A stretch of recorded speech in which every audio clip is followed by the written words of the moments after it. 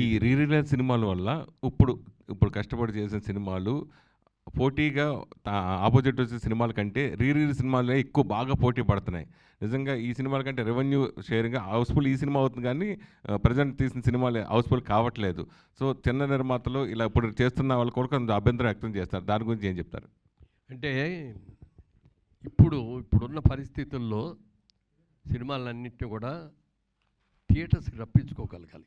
ఇవాళ చాలా సినిమాలకి థియేటర్కి రావట్లేదు. ఎందుకని రావట్లేదు అంటే టికెట్ రేట్లు పెరగటం ఒకటైతే, ట్రాన్స్పోర్ట్ బోర్డు అంతా పెరిగిపోవటం ఒకటైతే, థియేటర్కి వెళ్ళిన తర్వాత సైకిల్ స్టాండ్ కానీ, స్కూటర్ స్టాండ్ కానీ, కారు స్టాండ్ కానీ వాటికి బోర్డు అంత డబ్బులు కట్టడం ఓ పక్కన అయితే, ఇంటర్వెల్ వచ్చినప్పటికి పిల్లలందరూ కూడా పాప్కార్న్ కావాలనో, ఇంకోటి కాఫీ కావాలనో, కూల్ డ్రింక్ కావాలనో, పెప్సీ కావాలనో అడుగుతూ ఉంటారు.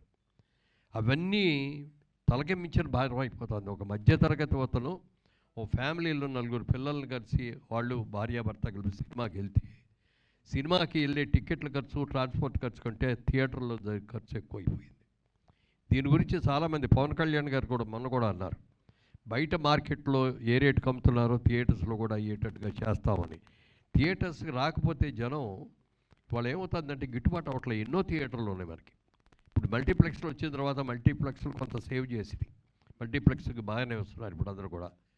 ఈ సినిమాని కూడా ఎక్కువగా మల్టీప్లెక్స్లోనే రిలీజ్ చేయాలని అనుకుంటున్నాం. టోటల్గా మల్టీప్లెక్స్లు రావాలి, సినిమాలు చూడాలి. థియేటర్లో చూసిన దానికి మీరు టీవీలో ఇంట్లో కూర్చొని చూసిన దానికి చాలా తేడా ఉంటుంది. ఇప్పుడు ఈ సినిమా చూడండి రోరింగ్ సక్సెస్ అవుతుంది డెఫినెట్గా. ఎందుకంటే ఆ రోజుల్లోనే టెక్నికల్గా అద్భుతంగా తీశారు. ఇవాళ అప్గ్రేడ్ చేయడం కూడా ప్రసాద్ రాయ్ వాళ్ళు ప్రెస్టీజియస్గా తీసుకొని దీన్ని అన్ని రకాలుగా కూడా అప్గ్రేడ్ చేయడంలో చాలా బాగా చేశారు. మంచి సినిమా అవుతుంది.